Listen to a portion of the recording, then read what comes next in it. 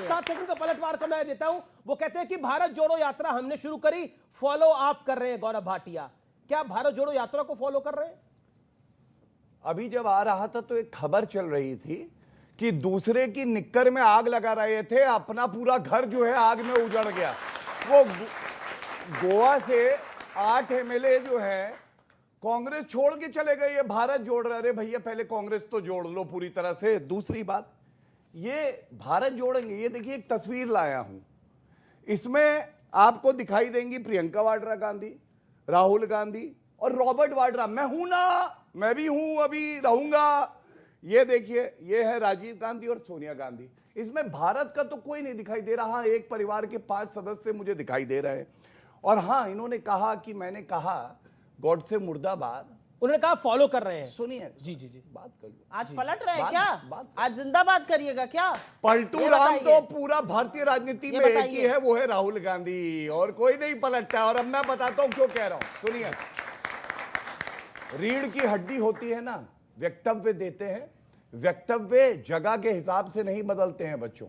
मैं पूछना चाहता हूं, 1984 के दंगों में राजीव गांधी ने कहा था बड़ा पेड़ गिरता है धरती हिलती है, 3000 नागरिक मार दिए जाते हैं। जी, जी, जी। माफी मांगेंगी अभी? रीढ़ की हड्डी है तो मांग के दिखाइए, पूछिए इनसे। इस दौर के 7 सेकंड आपके कंप्लीट हो गए। पूछ तो लीजिए, ये प्रश्न 5 सेकंड ऊपर हुए। ओके, पलटवार, उसके बाद में टाइमर को ऑफ कर दूंगा। 1984 के लिए माफी मांगेंगी, पूछिए। 60 सेकंड से ऊपर 10-12 सेकंड मैं नहीं बोलूंगा, पूछिए। जब रुपया गिरता है मित्रों, तो प्रधानमंत्री की प्रतिष्ठा, उसकी साख गिरती है। रुपया 81 के पार है, प्रधानमंत्री साख बचा नहीं पा रहे। पलटू नंबर 1।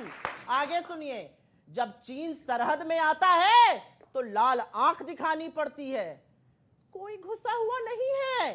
पलटू नंबर 2, यह प्रधानमंत्री का डायलॉग है। दिल्ली में बैठी हुई सरकार महंगाई बचा नहीं पा रही है। प्रधानमंत्री जी 7% से लगातार महंगाई ऊपर है, बेरोजगारी से लोगों की कमर तोड़ रहे हैं। पलटू नंबर 3, पलटने की बात आप तो करिए मत। आप तो पेप्सी में 5% फ्रेश जूस मिलाकर बेचने के लिए प्रधानमंत्री ने 1 साल पहले बात करी थी, वो तो कर नहीं पा रहे। सेब के बागान बेचारे व्यर्थ में खाली पड़े हुए हैं। तो इस तरह की बातें मत करिए। इन्होंने फोटो दिखाई, और फोटो दिखानी जरूरी है। यहां पर बच्चे बैठे हैं, यहां पर कुछ विश्लेषक भी बैठे हैं। ये एक फोटो है, मैं आप लोगों के लिए लेकर आई हूं। इस फोटो में आपको क्या दिखता है? अमीश जी, आपकी बच्ची है, मुझे नहीं पता, इनकी लड़कियां हैं तो मैं बता सकती हूं। इस फोटो में, और मेरी भी बेटी है, मुझे एक छोटी सी 5 साल की बच्ची राहुल गांधी का हाथ पकड़ के चलती हुई दिखती है। लेकिन भारतीय जनता पार्टी को इस फोटो में नफरती सोच, इस लड़की का मुस्लिम होना और उसकी कट्टरता दिखती है। 1 मिनट रुक जाइए, अभी मैंने पूरा नहीं किया है। आपके साथ उनको इस फोटो में 1 मिनट अमीश जी, उनको इस फोटो का 12 मिनट बोलती रहेंगी, फिर लगेगा कुछ बोला ही नहीं। फोटो का कन्हैया नहीं दिखता, उनको इस फोटो में सैंडल बांधते हुए राहुल गांधी एक छोटी बच्ची के नहीं दिखते, उनको इस फोटो में एक छोटी सी बच्ची गुलाब देते नहीं दिखती। अब आप मुझे एक बात बताइए, इन लोगों को, इस लड़की को क्यों सिंगल आउट किया गया? और मैं इन बच्चों से कहना चाहती हूँ, ये सोशल मीडिया के यूजर्स हैं, जिस व्यक्ति ने ये पोस्ट किया, जिसने ये ट्वीट किया, उसके ट्वीट के नीचे जाकर देखिएगा 5 साल की लड़की के लिए क्या क्या लिख रहे हैं। घिनौनी गंदी सोच के लोग, ओके लोग क्या लिख रहे हैं। और ये वही व्यक्ति है। मैं अब टाइमर को ऑफ कर रहा हूं। अगर ऐसे कराएंगे फोटो की बात हो रही थी ना, एक बात का जवाब दे देने। 2008 में यही व्यक्ति, इनके परम मित्र, ये देखिए मजार जाकर चादर चढ़ा रहे हैं। अब मित्र है कि शत्रु है, मुझे अंदर की खिचड़ी नहीं पता है, लेकिन चादर चढ़ा रहे हैं संबित पात्रा। ठीक है, गौरव भाटिया की टर्न है। गौरव प्रधानमंत्री मोदी को आपने इस तरह से गले मिलते किसी से देखा है? देख लीजिए सब लोग, ध्यान से देखिएगा। आई थिंक वो हेड ऑफ द नेशन है, वो तो मतलब अब मैं उत्तर देने में सक्षम हूं, मैं दे दूंगा। राजनाथ सिंह को धक्का मार के निकाल दिया, निकलो, मेरी फुटेज खा रहे हो, बाहर चलो, बाहर चलो। जेपी नड्डा का हाथ पकड़ कर खींच देता है। ठीक है, जवाब अब आप क्या बात आप कर रहे हैं? एक सेकंड गौरव भाटिया, अब आपका टाइम है, आप अपनी बात को रखिए। देखिए, इतिहास जितना मैं जानता हूं, मैं इटली के इतिहास की बात नहीं करूंगा, भारत के इतिहास की। तो जो हमारी भारत की जमीन थी उसको चीन को देने वाले तो चाचा नेहरू थे, चाचा नेहरू। हमने नहीं दी है और वापस नहीं ला पाई है, लेकिन भारत को पता है अगर एक प्रधानमंत्री वापस ला सकता है तो वो श्री नरेंद्र मोदी जी हैं। ये फर्क है। दूसरी बात, ज्यादा पीछे की बात नहीं करते हैं। चीन को लाल आंख नहीं दिखाई, अरे ये क्या राहुल गांधी की आंखें कहां हैं भैया? लाल आंख दिखा रहे हैं ये तो चीन के साथ समझौता कर रहे हैं। मैंने एक चुनौती ये दी थी कि कृपया करके ये बोले कि माफी मांगते हैं 1984 के नरसंहार के लिए। नहीं मांगी, रीढ़ की हड्डी नहीं है, कोई बात नहीं। मैं पूछता हूं ये जो समझौता हुआ इसको सार्वजनिक कर सकते हैं? वो भी नहीं करेंगे। मैं आपको एक बात बताता हूं, आज का जो चर्चा का विषय है उस पर लौटते हुए, आपको मालूम है इनके पार्टी के संविधान में अमीर जी क्या लिखा है? हर 3 साल में एक नया अध्यक्ष आएगा। ये हम सब जानते हैं कि पिछले 24 साल से सोनिया गांधी, राहुल गांधी के अलावा कोई अध्यक्ष नहीं आया। तो मैं पहला प्रश्न ये पूछना चाहता हूं, जो आज के विषय में इधर उधर ना भागे, ये बताएं कि 24 साल में कितने चुनाव इन्होंने किए। दूसरा प्रश्न, इनके संविधान में यह लिखा है कि इनके CWC में 23 मेंबर होंगे, जिसमें इलेक्टेड जो है 13 या 12 होंगे। मैं ये जानना चाहता हूं कि ये 12-13 मेंबर कब इलेक्ट हुए, ये मैं इनके संविधान से बता रहा हूं। ठीक है, यू मेड योर पॉइंट। सुनिए, मैं समय दे दीजिए, बहुत आप नहीं, आपको भी मिल गया है समय। आप और 15 सेकंड ले लीजिए। आपका दरिया दिल है, थोड़ा सा हम भी 15 सेकंड, थोड़ा सा ऐसा क्या है अमीर जी? और प्यार से बोलिए तो देंगे समय, और प्यार से, अरे आप दुश्मन थोड़ी ना है। ठीक है, आप पप्पू की प्रवक्ता है लेकिन दुश्मन नहीं, मुझे लगता है। ठीक है, सुनिए, मुझे लगता है कि मैं आपको बताता हूं, मैं यहां जब आ रहा था, आप बताइए, ये विचित्र चुनाव है। विचित्र क्यों विचित्र बताता हूं। एक प्रत्याशी बताया जा रहा है अशोक गहलोत है। अशोक गहलोत, अमीर जी पता क्या कह रहे थे? अमीर वो कह रहे थे मैं अभी राहुल गांधी के पास जाऊंगा, उनको मनाऊंगा वो चुनाव लड़े, अगर वो नहीं लड़ते हैं तो फिर मैं लड़ जाऊंगा। वाह, बड़ा बढ़िया चुनाव है। उसके बाद सुनिए, अशोक गहलोत, शशि थरूर दोनों जाते हैं, सोनिया गांधी जी से मिलते हैं। माता जी मैं चुनाव लड़ना चाहता हूं, लड़ लूं प्लीज, मैं लड़ना चाहता हूं। वो कहती है जाओ बेटा, जी लो अपनी जिंदगी। वो शाहरुख खान वाली मूवी थी ना, जाओ जी लो अपनी जिंदगी। ऐसे अभी रुकिए, जी बात तो पूरी कर लूं। सुनिए, मैं एक बात कहूंगा, इनको नया मालिक मिलने वाला है जल्दी, नया मालिक आ जाएगा, फिर आप समझ लीजिए इन लोगों का क्या होगा। जो एक बिस्किट उछाला जाता था, ऐसे हवा में मालिक उछालेगा तो 2 बिस्किट उछाले जाएंगे, ले लेंगे। मैं इतने दुख के साथ कहता हूं, आज जब यहां हम आ रहे थे, एक पत्रकार ने सवाल पूछा। ये लोग कहते हैं आंतरिक लोकतंत्र, उस पत्रकार को राहुल गांधी ने, आपको मालूम है क्या कहा? आंसर देने आया। शांत हो जाइए माता जी, अरे इतनी जल्दी आंखें टिमटिमाने लगेंगी, गर्दन हिलाने लगेगी। अरे सुनिए, अभी आप 2.5 मिनट हो गए। आप देखिए, उन्होंने 2.25 मिनट लिए तो आपने 2.5 मिनट लिए।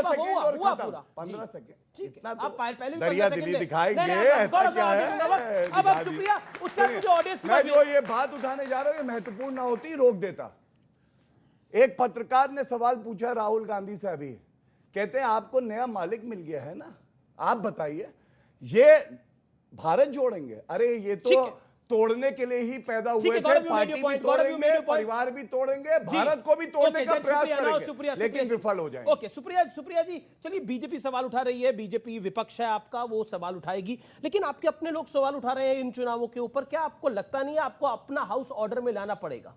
आपका जवाब देने से पहले मुझे लगा था क्योंकि मेरे सामने रहेंगे तो थोड़ी सी बदतमीजी और शालीनता रखेंगे। इन्होंने मेरे नेता को पप्पू कहा, पता नहीं क्या सुपारी लेकर आते हैं। अब मैं फेकू और झासाराम का शिष्य इनको कहूंगी, फेकू प्रधानमंत्री, झासाराम फिर मैं इनको कहूंगी। क्या ये अच्छी बात है? क्या इस तरह के डिबेट होने चाहिए? सुप्रीम कोर्ट ने तो आपको भी कहा, आपको भी टोकना चाहिए था। अब शब्द पे आपने नहीं टोका तो मैंने आपका काम कर दिया। फेकू, झासाराम कहने का मेरा दायित्व बनता है क्योंकि इन्होंने मेरे नेता को अपशब्द कहा। मैं कहना नहीं चाहती थी। देखिएगा बदतमीजी किधर से शुरू हुई, for the audience and for everybody sitting here. अब इन्होंने बोला कि कौन करता है मालिक। असल में एक मालिक को छोड़कर दूसरे के पास गए थे ना, तो उनको लगता है शीर्ष नेतृत्व मालिक होता है। नहीं, शीर्ष नेतृत्व मॉरल गार्जियन होता है। पता नहीं अखिलेश जी कैसे थे और नड्डा जी, अमित शाह जी कैसे, नहीं पता, क्योंकि आपने मालिक बदला है ना, तो आपको लगता है कि आप नौकरी करते हैं, मालिक बदलते हैं। हम लोग यहाँ पर सिद्धांतों की वजह से, हमारा कोई मालिक नहीं है, हमारा मॉरल कंपस है। अब आपको मैं एक चीज और बताती हूँ, सुनिए। नए नए गए हैं, पता नहीं हमारा संविधान की बड़ी इन्होंने प्रगाढ़ अध्ययन किया है।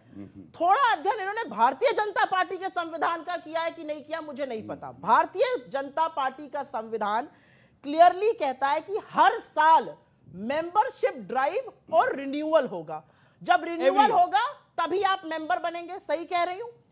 भारतीय जनता पार्टी का अंतिम रिन्यूअल जुलाई 2021 में हुआ था, 1 साल से ऊपर हो गया, रिन्यूअल नहीं हुआ है। तो क्या मैं मानूं कि जेपी नड्डा जी खुद आज भारतीय जनता पार्टी के सदस्य बिना रहे भारतीय जनता पार्टी के अध्यक्ष बने हुए हैं? ये तो इनका संविधान कहता है। आप बीच में मत बोलिए, आप प्रवक्ता नहीं हैं। तो मुझे आप बताइए इनके संविधान में क्या है? इनका संविधान जो कहता है उसकी असलियत आपको बताती हूं। इनके यहां एक ही मौका हुआ जब 1.5 लोगों से ये बात निकलकर ऑलमोस्ट इलेक्शन तक पहुंच गई, जब गडकरी जी का नाम पूर्ति में आ गया था और यशवंत सिन्हा जी ने नॉमिनेशन जब गडकरी जी का सेकंड जी हाँ एग्जैक्टली सेकंड टर्म में उनका उसमें नाम आ गया था और यशवंत सिन्हा जी ने नॉमिनेशन पेपर अशोका रोड पे जहां पर इनका दफ्तर था वहां से मंगा लिए थे। हड़कंप मच गया, तुरंत संघ आया और आनंद फानन में किसी तरह राजनाथ सिंह जी को बना दिया गया, इलेक्शन धरा का धरा रह गया। तो सूप बोले छलनी जिसमें 72 छेद, मतलब जबरदस्त बात आप कर रहे हैं। मेरे सवाल का अब आपके सवाल बीजेपी जो सवाल उठा रही है, आपके लेकिन सवाल का कांग्रेस के जो नेता सवाल उठा रहे हैं कि उस पर भी आप लोग गंभीर नहीं है, ऐसा क्यों? आपके सवाल का मैं जवाब देती हूं। आपने सवाल किया, लोग सवाल उठा रहे हैं, यही तो लोकतंत्र है और ये जरूरी है। हमारे यहाँ एक आदमी सवेरे उठ के नहीं कहता I don't like his face, निकालो उसको, बाहर करो पार्लियामेंट्री बोर्ड से। गडकरी को चेहरा पसंद नहीं आ रहा शिवराज सिंह चौहान का, बाहर करो, गेट आउट आउट, ऐसे करके निकाला जाता है। सुनिए अब मेरी बात, हमारे यहाँ अगर आपके पास भी 10 पीसीसी डेलीगेट हैं और आप एक पीसीसी डेलीगेट है तो आप आकर चुनाव तो कांग्रेस के नेता तो कह रहे हैं वो डेलीगेट चुने कैसे गए, वो प्रक्रिया तो बताइए। कांग्रेस के नेता कह रहे हैं, ये कोई और नहीं कह रहा। खैर कोई नेता नहीं, मेरा सिर्फ ये कहना है कि मैं यहां पर अगर खड़ी हूं, मैं एक चुनी हुई पीसीसी डेलीगेट हूं, मुझे बूथ पर जाकर मेंबर्स बनाने थे, वो बूथ कमेटी ब्लॉक को भेजती है, ब्लॉक पीसीसी डेलीगेट बनाता है।